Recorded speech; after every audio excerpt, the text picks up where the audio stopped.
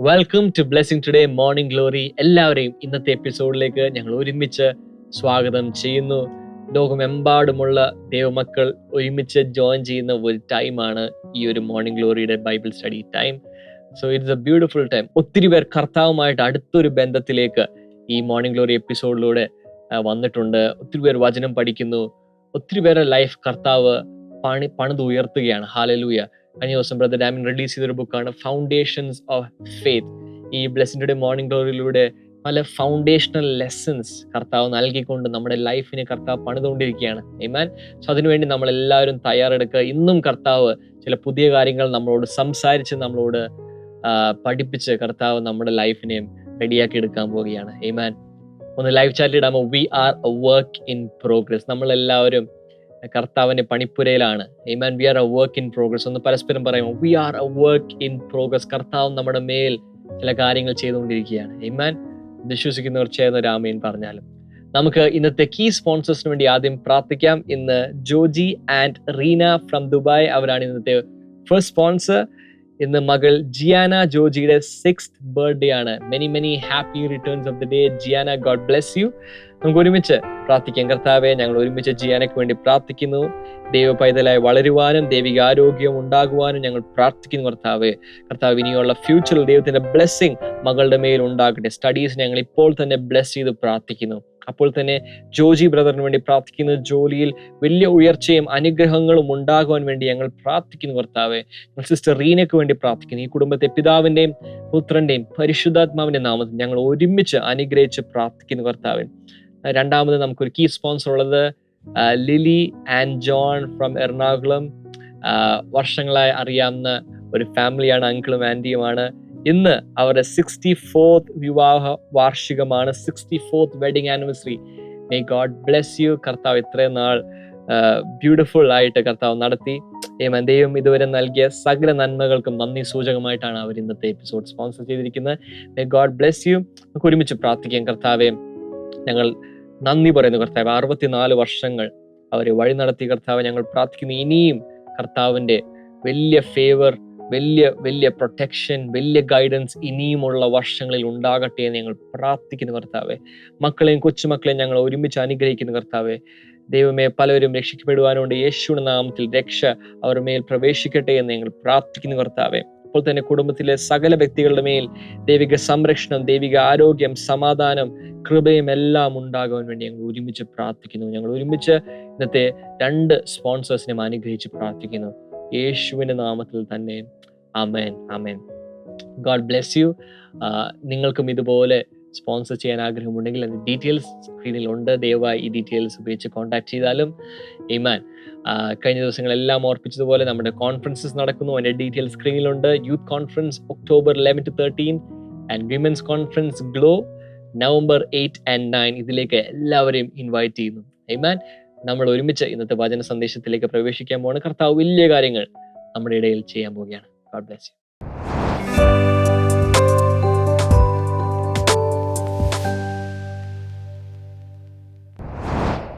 Welcome back.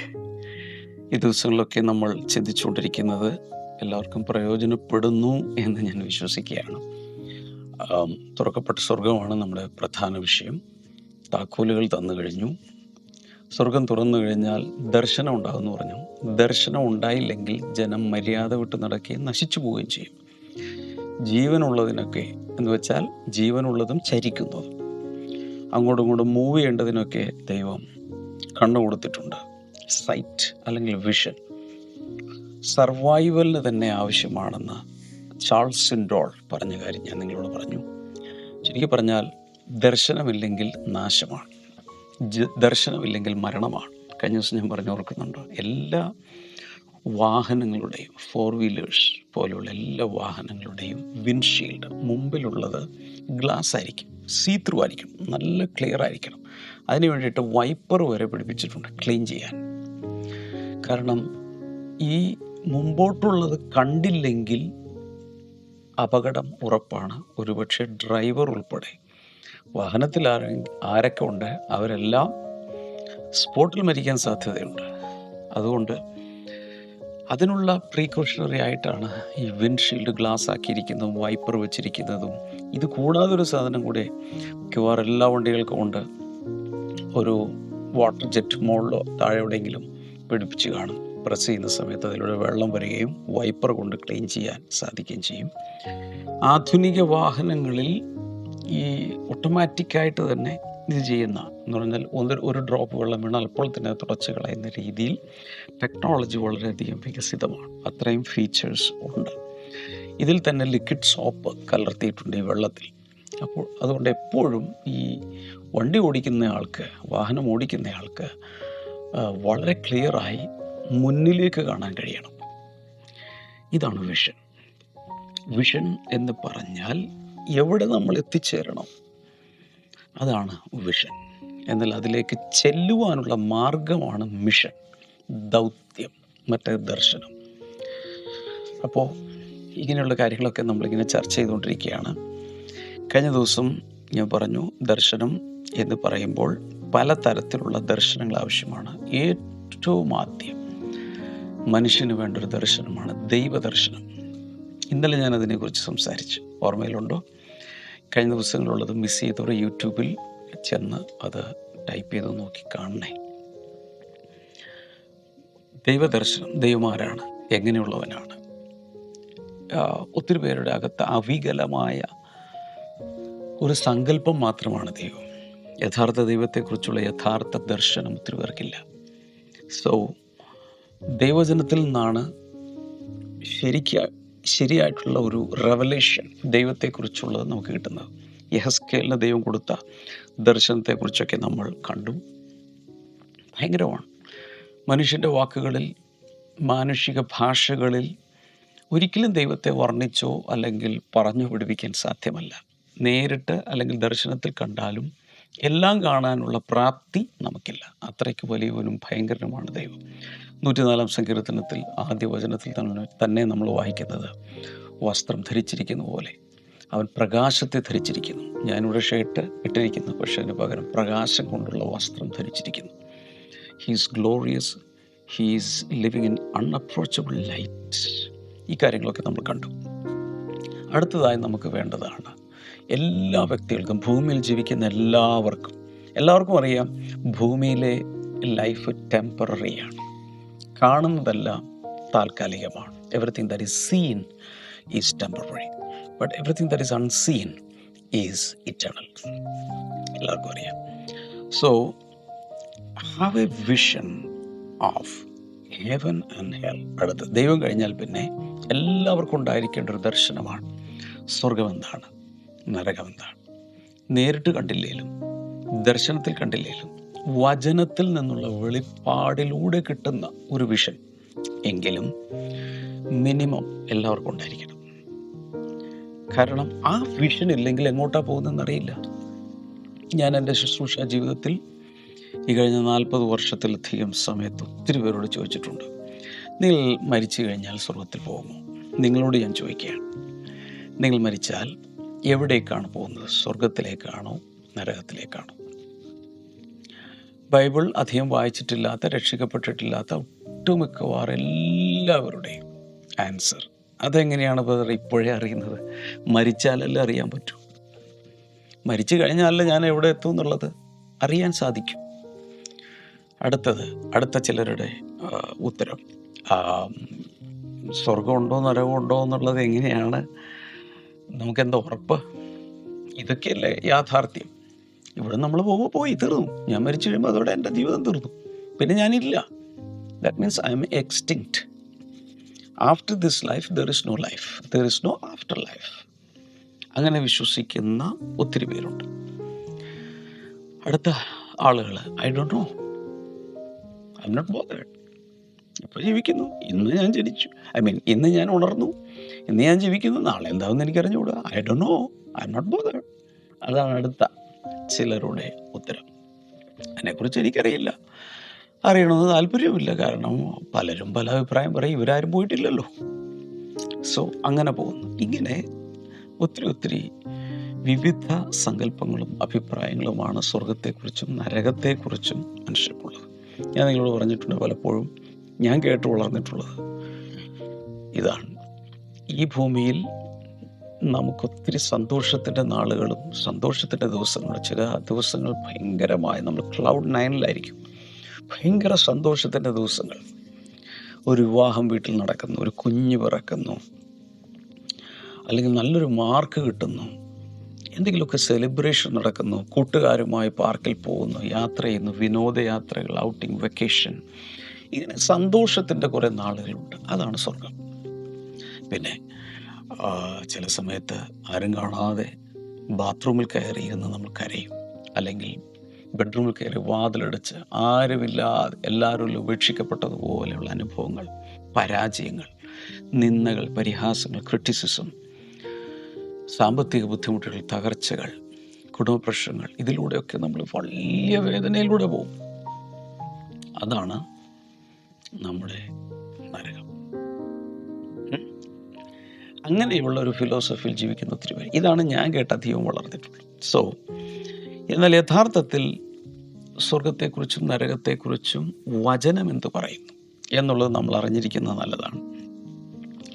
Foundations of faith എന്ന പുസ്തകത്തിൽ ഇതിനെക്കുറിച്ച് വളരെ വിശദമായി സ്വർഗത്തെക്കുറിച്ചും നരകത്തെക്കുറിച്ചും ചാപ്റ്ററുകൾ കൊടുത്തിട്ടുണ്ട്. ഇല്ലാത്തവരൊക്കെ ആ ബുക്ക് കയ്യിലില്ലെങ്കിൽ ബ്ലെസ്സിങ് ടുഡേയിൽ നിന്നും റിലീസ് ചെയ്ത ഫൗണ്ടേഷൻസ് ഓഫ് ഫെയ്ത്ത്, അല്ലെങ്കിൽ വിശ്വാസത്തിൻ്റെ അടിസ്ഥാനങ്ങൾ എന്ന പുസ്തകം കയ്യിലില്ലെങ്കിൽ തീർച്ചയായിട്ടും നിങ്ങളതിൻ്റെ ഒരു കോപ്പി കരസ്ഥമാക്കണം. ഞാനതിൻ്റെ കോപ്പികൾ കാണിക്കാം. വിശ്വാസത്തിൻ്റെ അടിസ്ഥാനങ്ങൾ മലയാളം. ഇതിൽ വളരെ വ്യക്തമായി സവിസ്തരം സ്വർഗത്തെക്കുറിച്ചും നരകത്തെക്കുറിച്ചൊക്കെ നന്നായിട്ട് കൊടുത്തിട്ടുണ്ട്.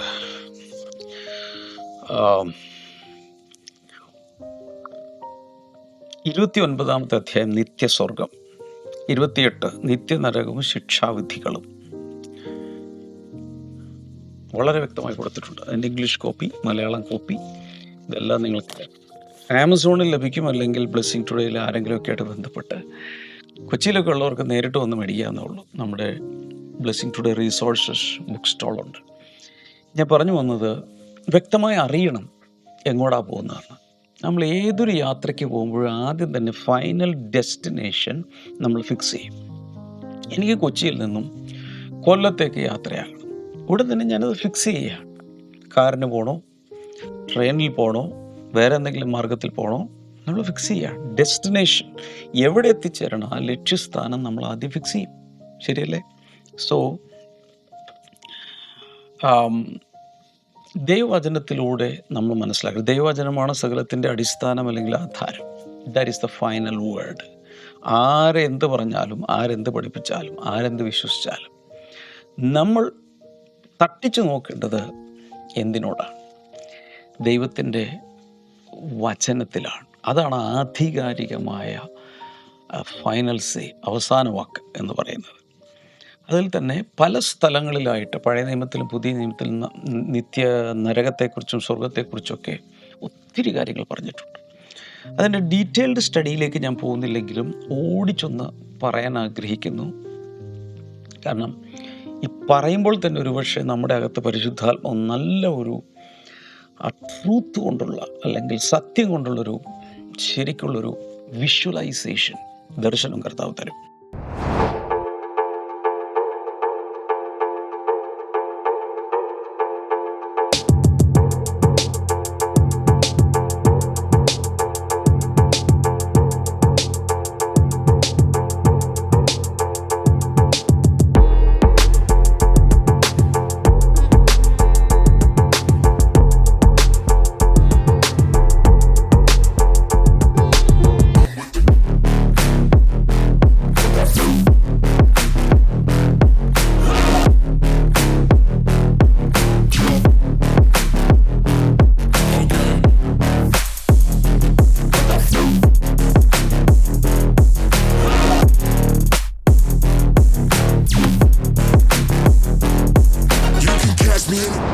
നമ്മൾ മനസ്സിലാക്കേണ്ട കാര്യം, ലൂക്കോസിൻ്റെ സുവിശേഷം 16-ാം അധ്യായം 19 മുതൽ 31 വരെയുള്ള ആ സ്ഥലത്ത് ധനവാന്റെയും ലാസറിൻ്റെയും കാര്യം പറഞ്ഞിട്ടുണ്ട്.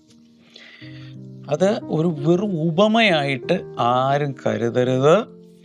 അത് യഥാർത്ഥത്തിൽ നടക്കുന്ന ഒരു സംഭവമാണ്. അതിൻ്റെ പ്രധാന കാര്യമാണ് ഇതെങ്ങനെ മനസ്സിലാക്കുന്നത് വെച്ചാൽ, ലാസർ എന്ന ആ വ്യക്തിയാണ് അവിടെ പറയുന്നത്. മനസ്സിലാവുന്നുണ്ടോ? ഉപമകളിൽ ഒരിക്കലും പേരുണ്ടാവില്ല. ഒരാൾ ഒരിക്കൽ ഇന്ന സ്ഥലത്തേക്ക് പോയി എന്നേ പറയും. പക്ഷെ ഇതിനകത്തൊരു കഥാപാത്രമുണ്ട്, ലാസർ. അതുകൊണ്ട് തന്നെ ഇതൊരു സംഭവമാണ്. സ്പിരിറ്റ് വേൾഡും മെറ്റീരിയൽ വേൾഡും ഒരുപോലെ കാണാൻ കഴിയുന്ന യേശു അത് കണ്ടിട്ടാണ് പറയുന്നത്. ഒരിക്കലും ഒരു ധനവാൻ ജീവിച്ചിരുന്ന അയാളുടെ പേര് പറഞ്ഞിട്ടില്ല, ബിക്കോസ് ദാറ്റ് ഈസ് ഇർറെലവൻറ്റ്. എന്നാൽ സ്വർഗത്തിലേക്ക് പോയ, ഐ മീൻ പാരഡൈസിലേക്ക്, പർദീസിലേക്ക്, അല്ലെങ്കിൽ അബ്രഹാമിൻ്റെ മടിയിലേക്ക് പോയ ദരിദ്രൻ്റെ, ആ ഗേറ്റിൽ കിടന്ന ആ ദരിദ്രൻ്റെ പേരവിടെ പറഞ്ഞിട്ടുണ്ട്. കാരണം അവൻ്റെ പേര് ജീവപുസ്തകത്തിലുണ്ട്, സ്വർഗത്തിലെല്ലാം പ്രസിദ്ധമാണ്. അതിൽ നിന്ന് നമുക്ക് ഏകദേശ ഒരു രൂപം നിത്യനരകത്തെക്കുറിച്ച് നിത്യസ്വർഗത്തെക്കുറിച്ച് കിട്ടും. ആക്ച്വലി അവിടെ പറയുന്നത് നിത്യനരകവും നിത്യസ്വർഗം അല്ല. അവിടെ പറയുന്നത് യാതനാസ്ഥലത്ത്, പ്ലേസ് ഓഫ് ടോർമെൻറ്റ് എന്നാണ്. പ്ലേസ് ഓഫ് ടോർമെൻറ്റ് എന്ന് പറയുന്നത് നിത്യനരകമല്ല. നിത്യനരകം എന്ന് പറഞ്ഞാൽ ലേക്ക് ഓഫ് ഫയറാണ്. അതാണ് രണ്ടാം മരണം. നമ്മളെപ്പോഴും മനസ്സിലാക്കേണ്ടത് നിത്യസ്വർഗത്തിലേക്കും അല്ലെങ്കിൽ യഥാർത്ഥത്തിലുള്ള നിത്യതയുടെ ലാസ്റ്റ് ഡെസ്റ്റിനേഷനിൽ എത്തുന്നതിന് മുൻപ് ടെമ്പററി ആയ ചില സ്ഥലങ്ങളുണ്ട്. അവിടെയാണ് ഇപ്പോൾ മരിക്കുന്നവർ എത്തിച്ചേരുന്നത്. പഴയ നിയമ വിശുദ്ധന്മാർ അന്നത്തെ കാലത്ത് എത്തിച്ചേർന്നിരുന്ന ഒരു സ്ഥലമാണ് പാരഡൈസ്. അതിൻ്റെ മറ്റൊരു പേരാണ് അബ്രഹാമിൻ്റെ മടി. അബ്രഹാമിൻ്റെ മടി എന്ന് പറഞ്ഞാൽ അബ്രഹാം ഇങ്ങനെ വലിയ രൂപമായിട്ടിരുന്നിട്ട് എല്ലാ മരിച്ചു പോകുന്ന ആത്മാക്കളെയും കൊണ്ട് തൻ്റെ മടിയിലിരുത്തുന്ന എന്നല്ല എൻ്റെ അർത്ഥം.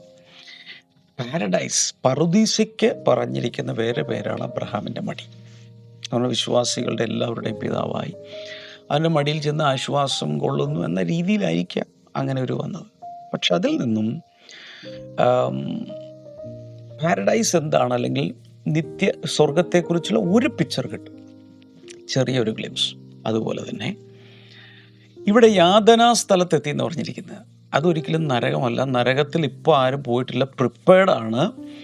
പല സ്ഥലങ്ങളിൽ ട്രാൻസ്ലേഷനിൽ ചില ഇതൊക്കെ വന്നിട്ടുണ്ട്. അതുകൊണ്ടാണ് ഈ ടാർട്ടാറസ് എന്നതും ഹെൽ എന്നതും അങ്ങനെയൊക്കെയുള്ള കൺഫ്യൂഷനുണ്ട്. തർജിമയിൽ വന്ന ചില മിസ്റ്റേക്സാണ്. ഞാൻ പറയുന്നത് ശ്രദ്ധിച്ചു കേൾക്കുക. ഈ യാതനാ സ്ഥലം നിത്യ നരകമല്ല, എങ്കിലും നിത്യനരകത്തെക്കുറിച്ചുള്ള ചെറിയൊരു പിക്ചർ അവിടെ നിന്നൊരു മിനിയേച്ചർ രൂപമാണ്.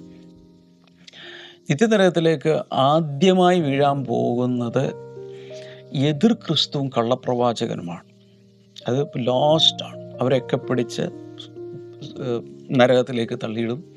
പിന്നെ അതിൻ്റെ പുറകെ, അവൻ്റെ പുറകെ പോയ ദൈവത്തിൽ വിശ്വസിക്കാതെ അവിശ്വാസികളായി ജീവിച്ചവരെ അതിൻ്റെ പുറകെ വീണുകൊണ്ടിരിക്കും.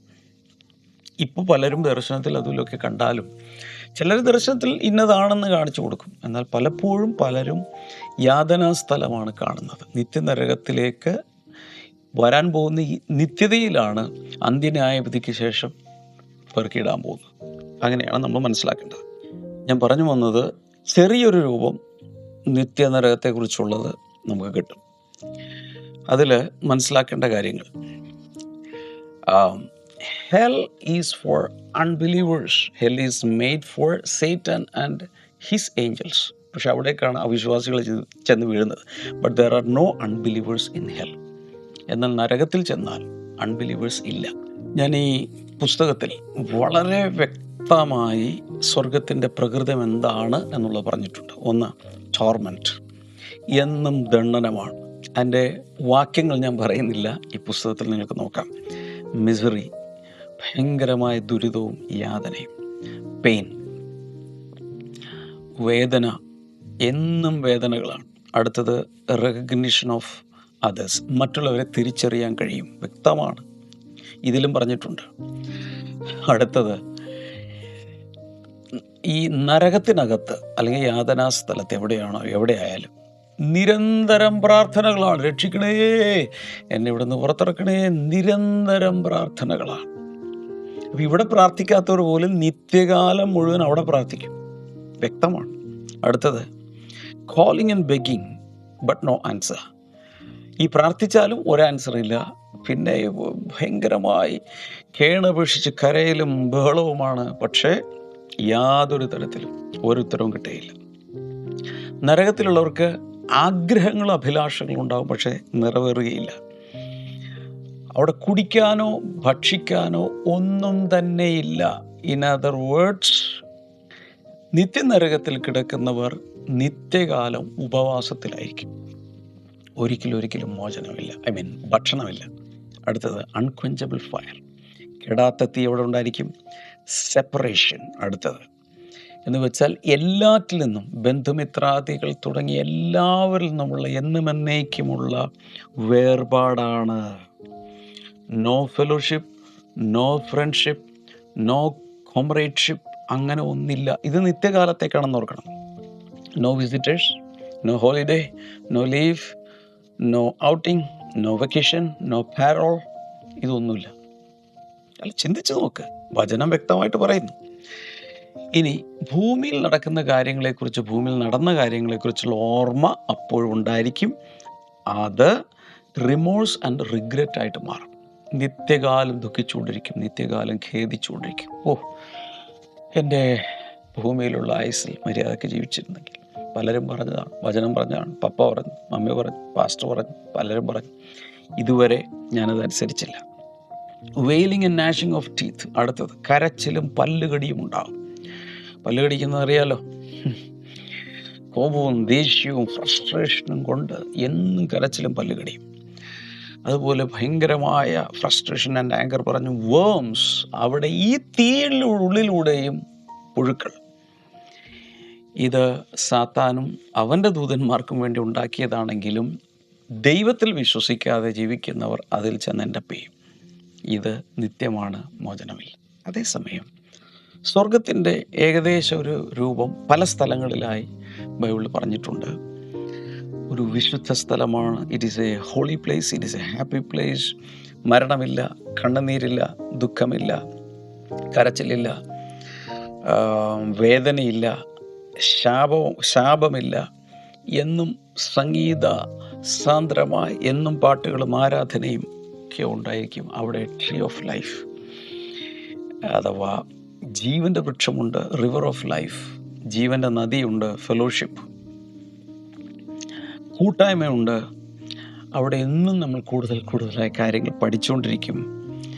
ഇപ്പോൾ നമ്മൾ അംശമായിട്ടറിയുന്നെങ്കിൽ അന്ന് നമ്മൾ പൂർണ്ണമായി അറിയും. It is so glorious, specially prepared for us. Yohannan 14:2 വായിക്കുമ്പോൾ നമുക്ക് വേണ്ടി മാത്രമായി ഡിസൈൻ ചെയ്ത് പണിയപ്പെട്ട ഒന്നാണ് ഈ നിത്യസ്വർഗം എന്ന് പറയുന്നത്, സ്വർഗം എന്ന് പറയുന്നത്. സോ അങ്ങനെ ഒത്തിരി കാര്യങ്ങൾ നമ്മൾ ഇതിൽ നിന്ന്, ദൈവവചനത്തിൽ നിന്ന് മനസ്സിലാക്കി നമ്മൾ ഇന്ന് തീരുമാനിക്കണം. ഞാൻ ആദ്യം പറഞ്ഞില്ലേ, ചിലരോട് ചോദിച്ചാൽ പറയും മരിച്ചു കഴിഞ്ഞാലല്ലേ അറിയുന്നത് എവിടെ എത്തുമെന്നുള്ളത്. അല്ല, ജീവിച്ചിരിക്കുമ്പോൾ നമുക്കറിയാൻ കഴിയും. ഇത് ഈ മോർണിംഗ് ഗ്ലോറിയിൽ തന്നെ ഒത്തിരി പ്രാവശ്യം ഞാൻ പറഞ്ഞിട്ടുണ്ട്. ജീവിച്ചിരിക്കുമ്പോൾ തന്നെ നമുക്കറിയാൻ കഴിയും നമ്മൾ നിത്യതയിൽ എവിടെയായിരിക്കും. അതെങ്ങനെ അറിയാൻ കഴിയും? അവനെ കൈക്കൊണ്ട് അവൻ്റെ നാമത്തിൽ വിശ്വസിക്കുന്നവർക്ക് അവൻ ദൈവമക്കളാകാൻ അധികാരം കൊടുത്തു. ദൈവത്തിൻ്റെ മക്കളാണ് അവിടെ എത്തിച്ചേരുന്നത്. നിത്യജീവൻ ലഭിക്കുന്നത് തൻ്റെ ഏകജാതനായ പുത്രനിൽ വിശ്വസിക്കുമ്പോഴാണ്. അതുകൊണ്ട് ആരെല്ലാം ഇന്ന് യേശു ക്രിസ്തുവിൽ വിശ്വസിക്കുന്നു, യേശു ക്രിസ്തു ദൈവപുത്രനാണ്, അവൻ എൻ്റെ രക്ഷകനാണ്, അവൻ എൻ്റെ ദൈവമാണ്, അവൻ എൻ്റെ കർത്താവാണ് എന്ന് വ്യക്തിപരമായി വിശ്വസിച്ച് ബാക്കിയുള്ള ലൈഫ് മുഴുവൻ കർത്താവിന് വേണ്ടി ജീവിക്കുവാണെങ്കിൽ തീർച്ചയായിട്ടും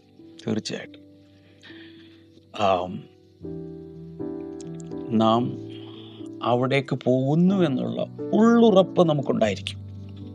നിങ്ങൾക്കതില്ലെങ്കിൽ ഞാനൊരു പ്രാർത്ഥന പറഞ്ഞു തരാം. അതിലേക്ക് ഇപ്പോൾ പ്രവേശിച്ച് ആ അഷുറൻസ് നിങ്ങൾക്ക് കിട്ടും. എന്നോട് ചേർത്ത് പ്രാർത്ഥിക്കുക. യേശുവേ, അങ്ങ് മനുഷ്യനായി തീർന്ന് ഈ ഭൂമിയിൽ വന്ന് എൻ്റെ പാപങ്ങൾ എടുത്തുകൊണ്ട് കാൽവരി ക്രൂശിൽ എനിക്ക് വേണ്ടി, എൻ്റെ പാപങ്ങൾക്ക് വേണ്ടി മരിച്ചു എന്ന് ഞാൻ വിശ്വസിക്കുന്നു. യേശുവിനെ എൻ്റെ സ്വന്തം കർത്താവും രക്ഷിതാവുമായി ഞാനിപ്പോൾ സ്വീകരിക്കുന്നു. എൻ്റെ ഹൃദയത്തിലേക്ക് അങ്ങ് വരണമേ. പരിശുദ്ധാത്മാവിനാൽ എന്നെ നിറയ്ക്കണമേ. ഇന്നു മുതൽ മരണം വരെ യേശുവിനായി മാത്രം ഞാൻ ജീവിക്കുമെന്ന് ദൃഢമായി തീരുമാനിക്കുന്നു. യേശുവിൻ്റെ നാമത്തിൽ ആമേൻ, ആമേൻ. സോ കർത്താവ് ഈ പ്രാർത്ഥന പ്രാർത്ഥിച്ചെങ്കിൽ കർത്താവ് തീർച്ചയായും നിങ്ങൾക്ക് നിത്യജീവൻ നൽകി കഴിഞ്ഞു. അതിനെക്കുറിച്ച് യാതൊരു സംശയവും വേണ്ട. പക്ഷെ മരണം വരെയും അവസാനത്തോളം സഹിച്ചു നിൽക്കുന്നവൻ രക്ഷിക്കപ്പെടുന്നു. അതുകൊണ്ട് അവസാനം വരെയും അതിൽ നിലനിൽക്കുക. ഞാൻ നിങ്ങൾക്ക് വേണ്ടി പ്രാർത്ഥിക്കും. കർത്താവെ, ഇന്ന് ഈ വചനം കേൾക്കുന്ന എല്ലാവർക്കുമായി പ്രാർത്ഥിക്കുന്നു. വലിയ അനുഗ്രഹത്താൽ നിറയ്ക്കണമേ, വിടുതൽ കൊടുക്കണമേ എന്ന് പ്രാർത്ഥിക്കുന്നു. Thank you Jesus, thank you Lord. രോഗികൾ ഇപ്പോൾ സൗഖ്യമാകട്ടെ, ദുശീലങ്ങൾ മാറിപ്പോകട്ടെ എന്ന് ഞാൻ പ്രാർത്ഥിക്കുന്നു. യേശുവിൻ്റെ നാമത്തിൽ അലർജികൾ യേശുവിൻ്റെ നാമത്തിൽ വിട്ടുമാറട്ടെ. ബ്ലഡിലുള്ള തകരാറുകൾ യേശുവിൻ്റെ നാമത്തിൽ മാറിപ്പോകട്ടെ. കൂടെ ഒത്തിരി പ്രാവശ്യം സ്നീസ് ചെയ്യുന്ന, തുമ്മുന്നവർ, എന്തോ ഒരു അലർജിക് ഇതുപോലെ ഭയങ്കരമായി തുമ്മുന്നവർ, ഇന്ന് യേശുവിൻ്റെ നാമത്തിൽ അത് നിൽക്കട്ടെ. മാരക രോഗങ്ങൾ യേശുവിൻ്റെ നാമത്തിൽ മാറിപ്പോട്ടെ. പൂർണ്ണ വിടുതൽ ഏത് വിഷയത്തിലായാലും കൈനീട്ടുക. കർത്താവ് നീ കൊടുക്കുന്നതിനായി നന്ദി. In Jesus name, amen. കർത്താവ് ഒത്തിരി അനുഗ്രഹിക്കട്ടെ. നാളെ നമുക്ക് വീണ്ടും കാണാം. God bless you all. By.